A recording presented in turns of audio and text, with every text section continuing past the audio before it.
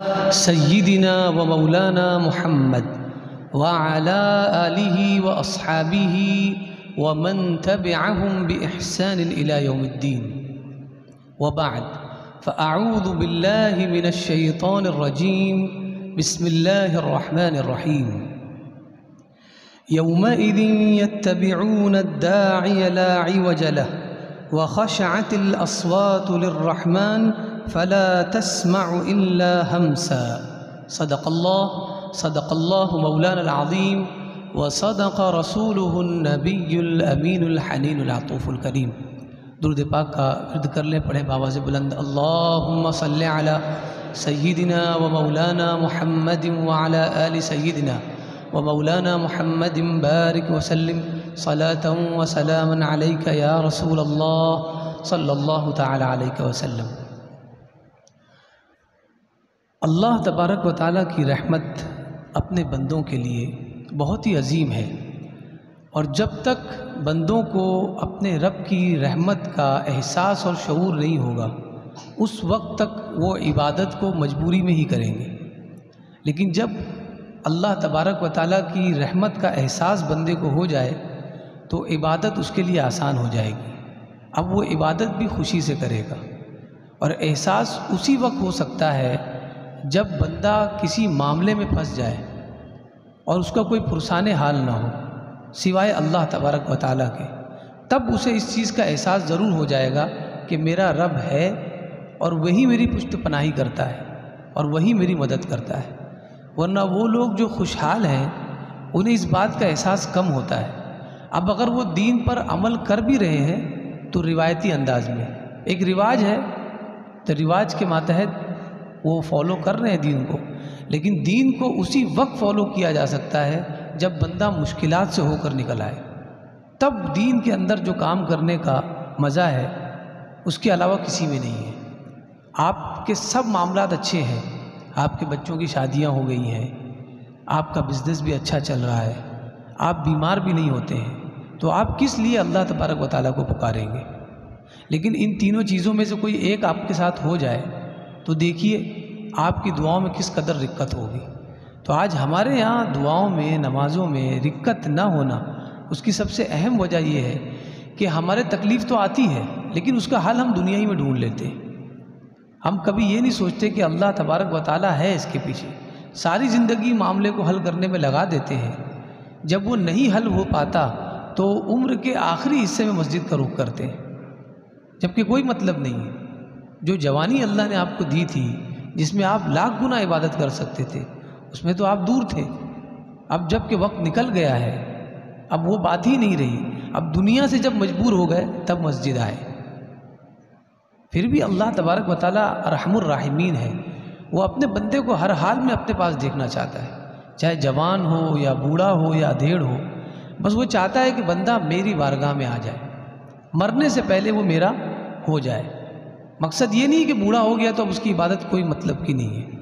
وہ تو عمر کے آخری حصے میں بھی چاہتا ہے کہ توبہ کر لے، ندامت کر لے، میں تجھے قبول کر لوں گا.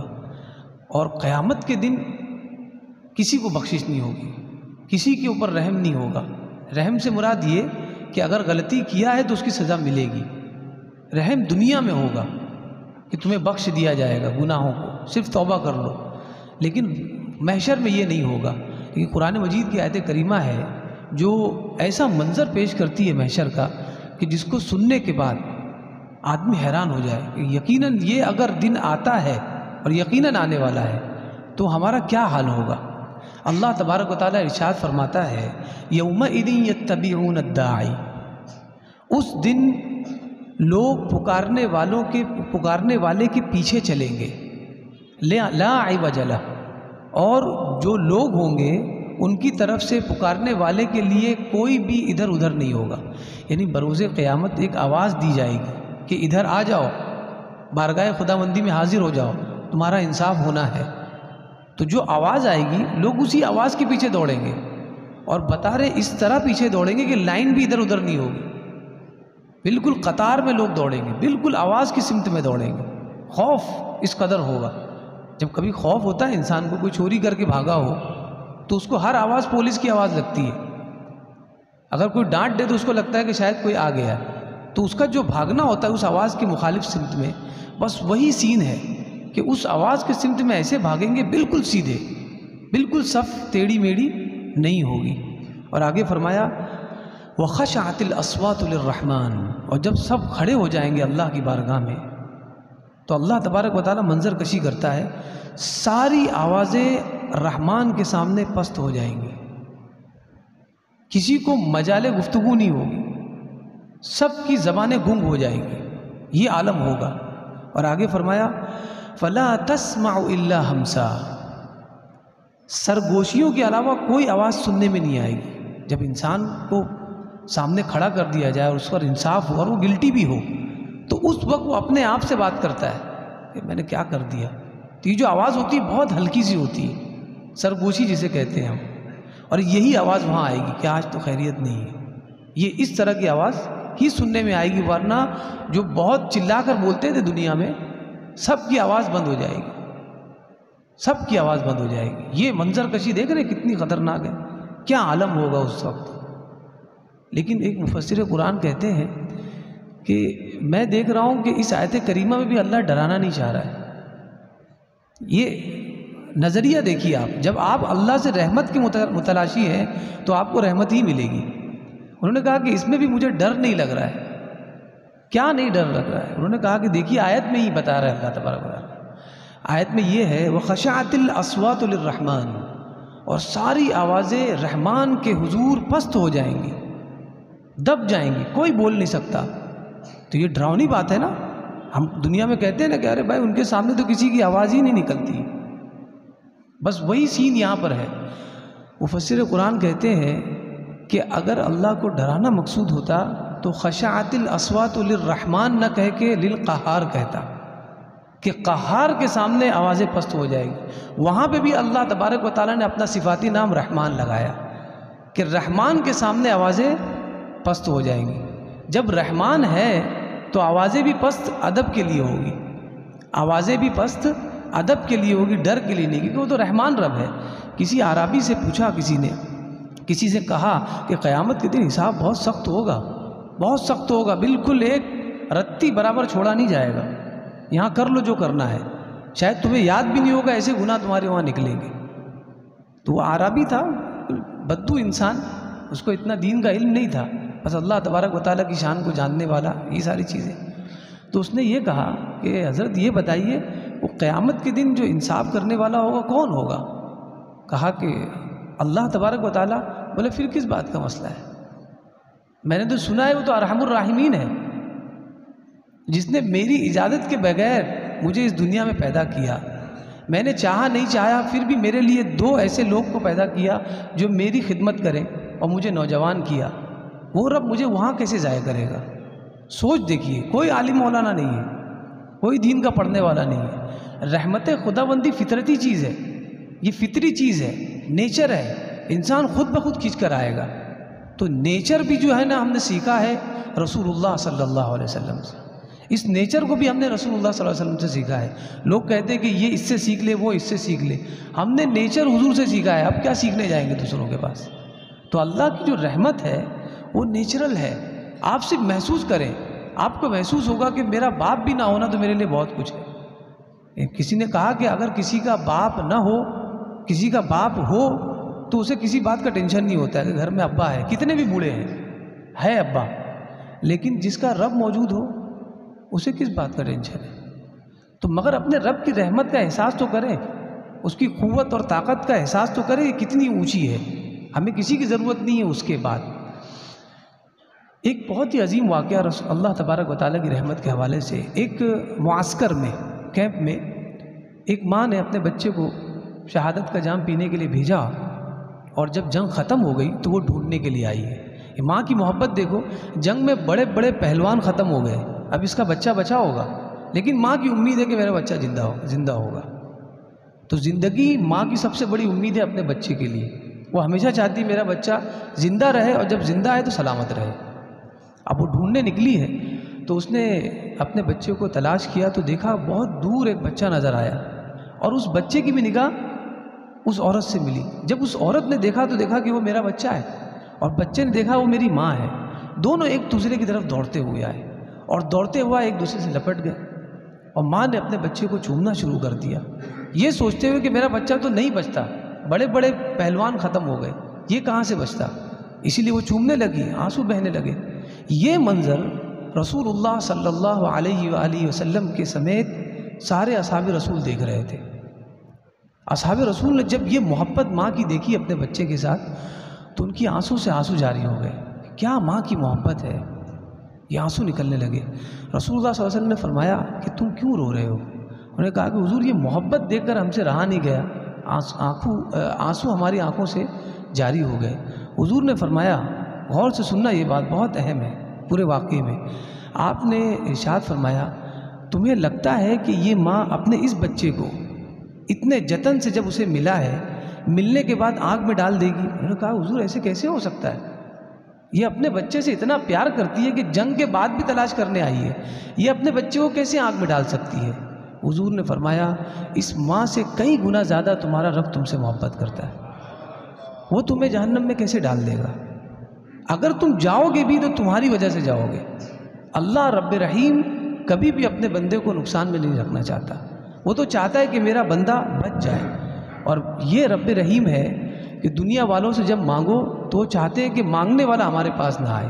یہ ہم سب کا حال ہے، کوئی مانگتا ہے، اگر کسی سے آپ چاہتے ہیں کہ کوئی شخص جو ہے آپ سے دور ہو جائے تو آپ اس سے کچھ مانگ لیں، وہ کل سے آپ کو ملنا بند کر دے گا.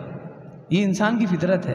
لیکن اللہ تبارک و تعالیٰ بہت عظیم ہے، انسان سوچ نہیں سکتا.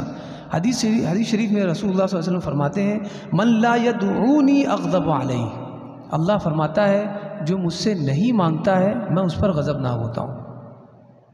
جو مجھ سے دعائیں نہیں کرتا ہے میں اس پر غضبناک ہوتا ہوں. آپ ذرا سوچیں، جو نہیں مانگتا ہے اللہ اس پر غضبناک ہوتا ہے اور مانگنے والے سے قریب ہے. تو پتہ یہ چلا کہ دنیا والے ڈرتے ہیں کہ کوئی ان سے مانگ لے، لیکن اللہ تبارک و تعالیٰ چاہتا ہے کہ بندہ مجھ سے مانگے اور میں اسے دوں. ایک حدیث شریف بہت ہی عظیم ہے. اللہ کے رسول صلی اللہ علیہ وسلم ارشاد فرماتے ہیں کہ رات کا جب 1/3 حصہ نکل جاتا ہے، تہائی رات جب گزر جاتی ہے، جب نکل جاتا ہے اتنا حصہ، تو اس کے بعد اللہ تبارک و تعالیٰ آسمان دنیا پر تشریف لاتا ہے. ہر رات کا یہ معاملہ ہے.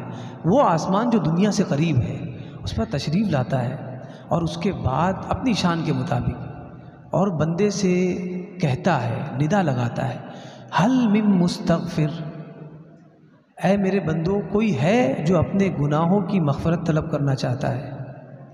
حل من تائب، کوئی ہے جو اپنے گناہوں سے توبہ کرنا چاہتا ہے. حل من سائل، ہے کوئی جو کچھ سوال کرنا چاہتا ہے، کوئی ضرورت مانگنا چاہتا ہے. حل من داعٍ، ہے کوئی جو مجھ سے دعا کرنا چاہتا ہے. یہ رب تبارک و تعالیٰ کی ندا ہوتی ہے حتی ینفجر الفجر، یہاں تک کہ فجر ہو جاتی ہے. فجر ہونے سے پہلے تک اللہ تبارک و تعالیٰ کی یہ ندا اپنے بندوں کے لیے رہتی ہے. اب آپ سوچیں، وہ رب رحیم ہے، پوری کائنات اس کی ہے، وہ آسمان دنیا پہ کیوں آ رہا ہے؟ بتانا چاہ رہا ہے کہ میں تم سے بے پناہ رحم کرتا ہوں، بے پناہ پیار کرتا ہوں. لیکن کیا تمہیں اس بات کا احساس ہے؟ اگر نہیں ہے تو میرے انبیاء کو میں نے بھیجا ہے اور میرے انبیاء کے بعد ان انبیاء کے خلفاء اور جانشین علماء کو میں نے بھیجا ہے جو تمہیں بتائیں گے کہ میری رحمت کیا ہے. ان سے جان لینا اور اس کے بعد اس چیز کا احساس کرنا اور پھر میری بارگاہ میں آنا. ایک بہت ہی عظیم واقعہ، حبشہ میں ایک نیک شخص تھے، عالم دین تھے. ان کے پاس ایک شخص آیا اور اس نے یہ عرض کی کہ حضور میں نے بہت گناہ کیے اور میں چاہتا ہوں کہ یہ گناہ میرے صاف ہو جائے.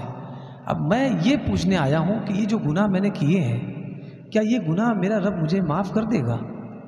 دیکھیے ایک بات ہمیشہ یاد رکھیے، اللہ کی رحمت میں جب آپ آ جائیں گے اور جب آپ کے اور اللہ کی رحمت کے درمیان بانڈ بن جائے گا، رابطہ پکا ہو جائے گا، اس کے بعد گناہ کا سوال ہی نہیں ہے، گناہ کا سوال ہی نہیں ہے.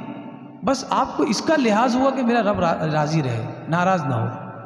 اس چیز کا خیال رہے گا کہ میرا رب ناراض نہ ہو. جب آپ یہ سوچیں گے تو گناہ کب کریں گے؟ تو گناہ سے نفرت ہو جائے گی اگر اللہ تبارک و تعالیٰ اور آپ کے درمیان رابطہ مکمل ہو جائے، مضبوط ہو جائے۔ اس عالم دین کے پاس آ کر کہتے ہیں کہ حضور میرے گناہ بہت ہیں، تو میں چاہتا ہوں کہ یہ ختم ہو جائے، تو کیا میرے اتنے سارے گناہ جو میں نے ابھی تک زندگی میں کیے سب معاف ہو جائیں گے؟ انہوں نے کہا بالکل۔ حیرت زدہ ہو گیا، بولے کیسے؟ کہو استغفر اللہ ربی من کل ذنب واتوب الیہ، ندامت کے ساتھ، آنسو گرا کر، احساس کے ساتھ کہ میں نے جو کیا ہے وہ غلط تھا، آج میں تیری بارگاہ میں ہوں، قیامت نے مجھے ذلیل نہ کرنا، میں قیامت میں پشیمانی ہونا چاہتا ہوں، آج مجھے معاف کر دے۔ یہ کہو اللہ تبارک و تعالیٰ تمہیں معاف کر دے گا۔ وہ بندہ امید ہی نہیں تھی اسے کہ اتنے گناہ ہے کوئی معاف کرنے والا ہوگا، لیکن جب اللہ تبارک و تعالیٰ کے بندے کی اس بات کو سنا کہ میرا معاف کر دے گا، تو اس نے استغفار پڑھا اور وہاں سے چل پڑا۔ کچھ دور گیا ہوگا، جانے کے بعد وہ دوبارہ واپس آیا اسی عالم دین کے پاس اور کہنے لگا، اب یہ دیکھیے بانڈ بن گیا ہے، اسے لگا کہ اتنے دنوں کے گناہ میرے معاف کر دیے، ہمارے سال بھر کے قرض اگر کسی نے معاف کر دیا ہو تو ہم سوچتے ہیں کہ یار اس کا پیر دھو کر پی لوں، اور زندگی بھر کے گناہ اگر اللہ معاف کر دے تو بندے کا کیا حال ہوگا، سوچیے آپ۔ وہ بندہ واپس لوٹا ہے اور کہنے لگا، حضرت ایک سوال اور ہے۔ کہا کیا سوال ہے؟ اس نے پوچھا کہ حضور میں یہ پوچھنا چاہ رہا ہوں، جس رب نے میری سالہ سال کی زندگی کے گناہوں کو ایک لمحے میں معاف کر دیا، میں یہ پوچھنا چاہتا ہوں کہ جس وقت میں گناہ کر رہا تھا کیا وہ رب مجھے دیکھ رہا تھا؟ انہوں نے کہا کہ تمہارا رب سمیع و بصیر ہے، سننے والا ہے اور دیکھنے والا ہے، وہ بالکل دیکھ رہا تھا۔ جب اس نے یہ بات سنی تو اس سے برداشت نہیں ہوا، اسے رہا نہیں گیا، اور اسی وقت اس کی روح پرواز ہو گئی، اسی وقت اس کی روح پرواز ہو گئی۔ یہ احساس اس کے اندر پیدا ہوا کہ اتنا رحیم رب ہے، اتنا کریم رب ہے۔ اب اس کے دل میں لحاظ پیدا ہو گیا، لیکن جب لحاظ پیدا ہوا اور اسے بات پتہ چلا کہ وہ رب مجھے اس وقت بھی دیکھ رہا تھا جب میں گناہ کر رہا تھا، تو شرمندگی سے اس کی روح پرواز ہو گئی، وہ برداشت نہیں کر پایا کہ اب میں زمین پہ جی رہا ہوں۔ تو انسان جب اللہ تبارک و تعالیٰ کی بارگاہ میں اس قدر رابطے میں آ جاتا ہے تو اللہ تبارک و تعالیٰ اس کی شرمندگی کی لاج رکھ لیتا ہے، اس کی ندامت کی لاج رکھ لیتا ہے، اور اسے اس کے سارے گناہوں سمیت قبول کر لیتا ہے۔ اللہ تبارک و تعالیٰ کی بارگاہ میں دعا ہے کہ ہمیں کہنے سننے سے زیادہ اس پر عمل کی توفیق عطا فرمائے، جب تک اس دنیا میں رکھے اپنی رحمتوں کے سائے میں رکھے، جب اس دنیا سے اٹھائے اور بروز